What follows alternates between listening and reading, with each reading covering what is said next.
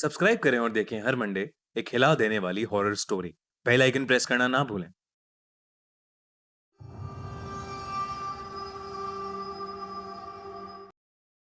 रोहन नाम का एक लड़का मकर संक्रांति को लेकर बहुत उत्सुक था। वो हर साल अपने गांव वालों के साथ पतंग खरीदता और गांव भर में उसे उड़ाता रहता।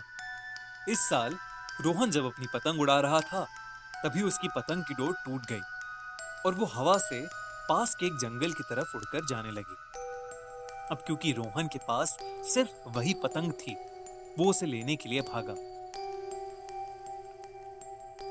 रोहन जंगल में जाने से बहुत डर रहा था, क्योंकि उस गांव में ऐसा कहा जाता है कि बहुत पहले मकर संक्रांति के दिन ही एक औरत की वहां पर मौत हो गई थी।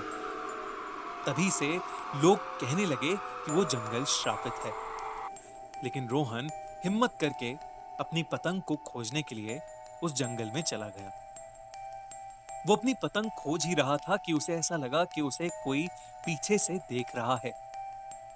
उसने पीछे मुड़कर देखा तो उसे कोई दिखाई नहीं दिया, लेकिन उसने देखा कि उसकी पतंग ऊपर पेड़ पर अटकी हुई है।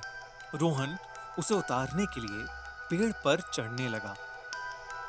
उसने अपनी पतंग हाथ में ली और वो नीचे उतरने लगा।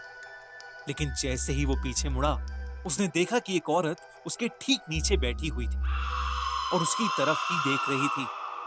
उसके चेहरे पर बहुत से कट्स के निशान थे और उसका आधा शरीर जला हुआ था। रोहन ये देखकर बहुत डर गया। वो औरत हवा में उड़ने लगी। उसने रोहन को उसकी शर्ट के कॉलर से उठा लिया और उससे पूछा कि क्या उसने उस औरत के बारे में कोई कहानी सुनी है। रोहन ने अपना सर हाँ में हिलाया और डरते डरते उसे बताना शुरू किया। कहा जाता था कि तुम हर साल खूब ढेर सारे पतंग खरीदती थी और उसे हरीलाल किसान के खेत में फेंक देती थी। हरीलाल जब महीने भर शहर का काम करके वापस लौटा, तो उसने देखा कि उसका खेत प्लास्टिक की वजह से बंजर बन गया है। गुस्से में आकर हीरालाल ने तुम्हें पतंग के धागे से जंगल के किसी पेड़ के साथ लपेटकर आग लगा दी थी।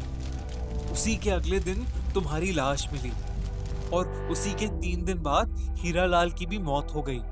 और लो, लोग कहते हैं कि हीरालाल को तुमने मारा है। बस बस इतना पता है मुझे।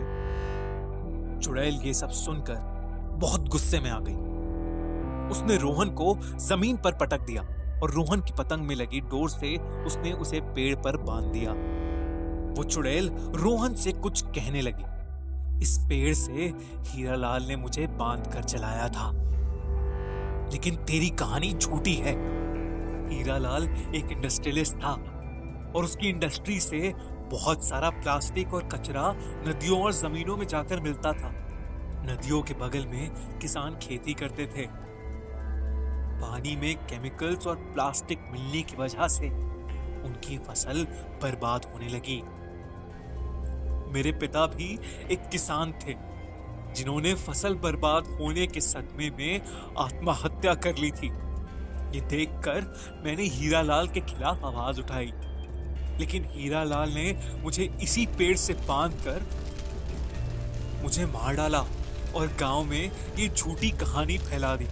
उस दिन के बाद से मैंने कसम खाई कि मैं हर उस इंडस्ट्रियलिस्ट और हर उस इंसान को मार दूंगी जो प्लास्टिक का इस्तेमाल करता है।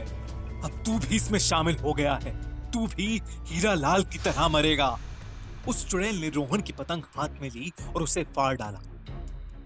तभी चुड़ैल को समझ आया कि वो पतंग पेपर की है और प्लास्टिक की नहीं। वो उसे मारते मारते रुक गई और एकटक रोहन को देखने लगी। तभी पीछे से रोहन के घर वाले उसे खोजते हुए आ गए। जैसे ही वो आए, वो चुड़ैल गायब हो गई। उसके परिवार वालों ने रोहन की रस्सी खोलकर उसे पेड़ से आजाद किया। रोहन उस दिन के बाद से कभी उस जंगल की तरफ तो नहीं गया, लेकिन उस चुड़ैल की असली कहानी अब वो सबको बताता फिरता है।